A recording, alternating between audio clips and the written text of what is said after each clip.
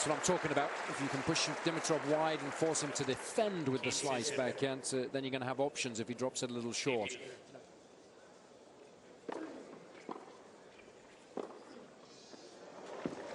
And you've got to be ready for the short return. So great footwork there from Anderson. First one is first serve percentage has to be high.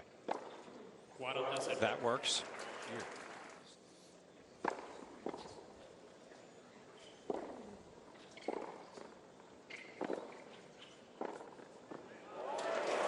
Got himself in trouble there, Anderson, having a run around the backhand and gone down the line with his forehand from that backhand corner. Then the easy shot for Dimitrov is the forehand cross court, and then it's really difficult for Anderson because, of course, he doesn't move anywhere near as well as Dimitrov to get. Dimitrov was an outstanding junior, ranked #1 in the world. Won a pair of junior major titles in 2008.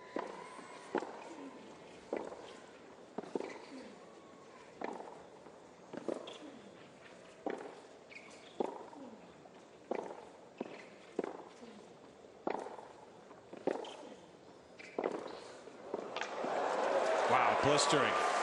And he had to hit a winner because he was extended so far. He knew he had to come up with something big. Gets the racket through the air so quickly. He's a very good athlete. Dimitrov guessing he was leaning tee.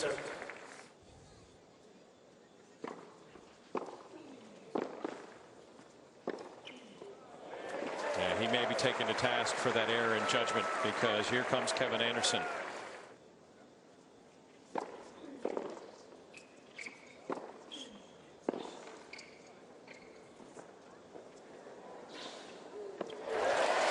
With anticipation, shot was easy in the end for Dimitrov because he was already racing up the court before Anderson had made contacts with the ball when attempting the drop shot. That's why it's so important to be able to read what your opponent is going to attempt to do. Gives you so many more options. Early.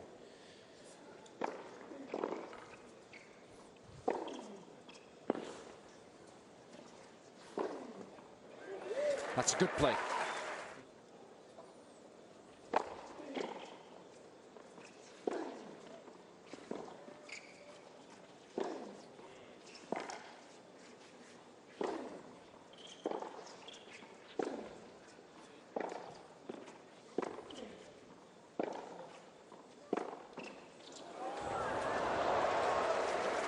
Very fortunate to get away with that.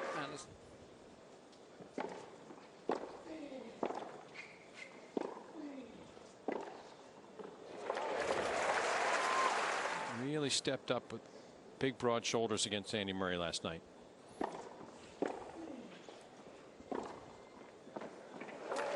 And it doesn't take much. It could be quick strikes and boom, he's right back to feeling this is my match to take. 73 is good, but not high enough for Anderson.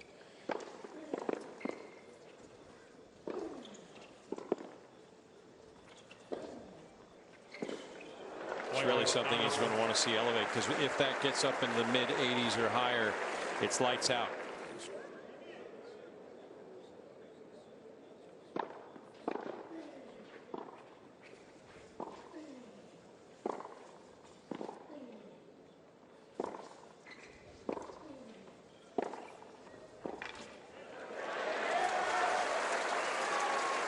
Those are better points, a little more sensible, doing the basics well.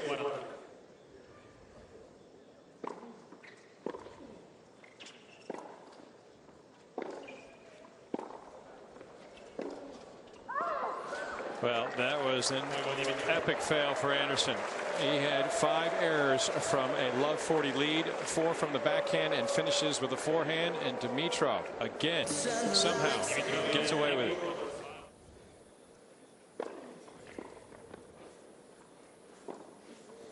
That's more like it. Back to basics. Great depth on that big kick serve, forcing Dimitrov to just chip the return.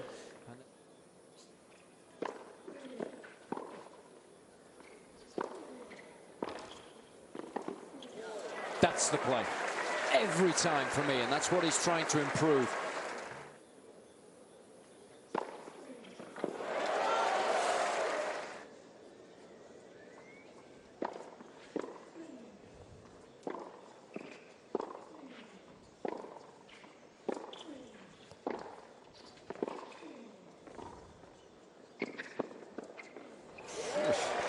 It's a poor shot from Dimitrov.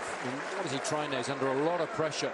He's attempting to hit a cross-court drop shot from well behind the baseline at full stretch. I mean, you don't hit this absolutely perfect. It's just a really simple shot for Anderson.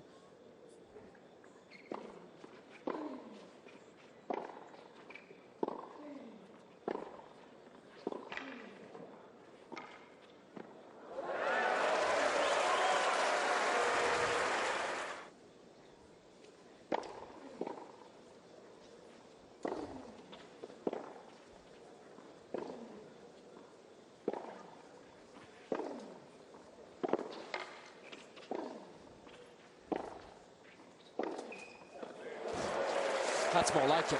That was a wonderful shot.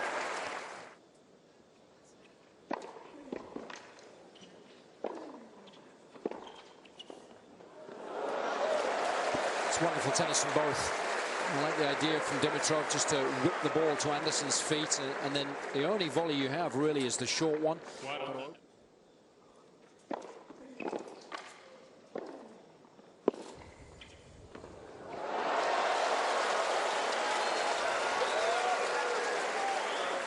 As he has gone with 3 tiebreak wins against no losses this week, Dimitrov continues to flourish in this position.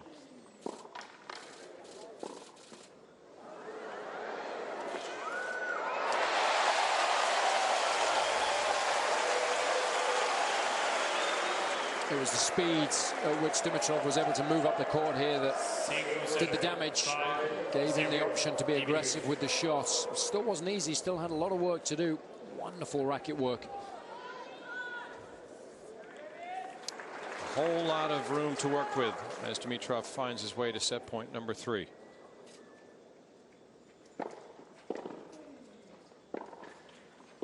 And the tiebreak is anything but predictable. Grigor Dimitrov.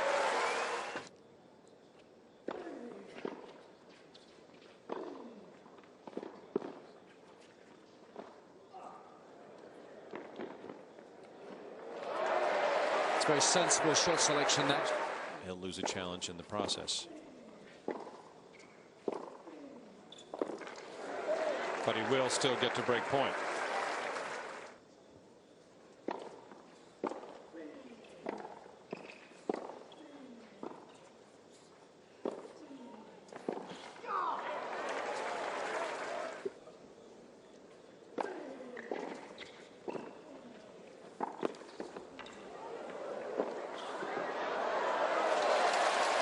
Superb court coverage and good technique on the volley.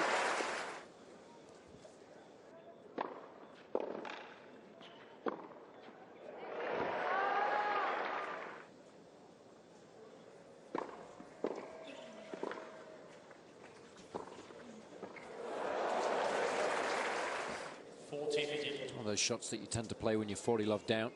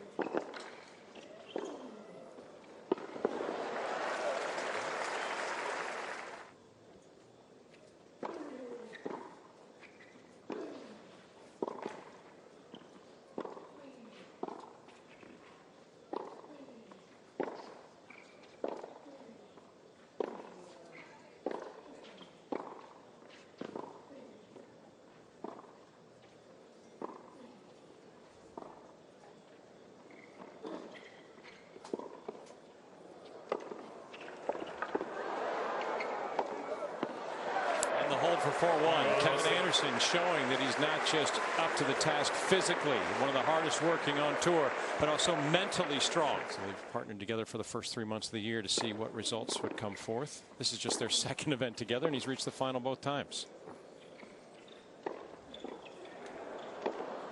I think you're doing Kelsey a bit of a disservice saying she's the one on the left there. Fair.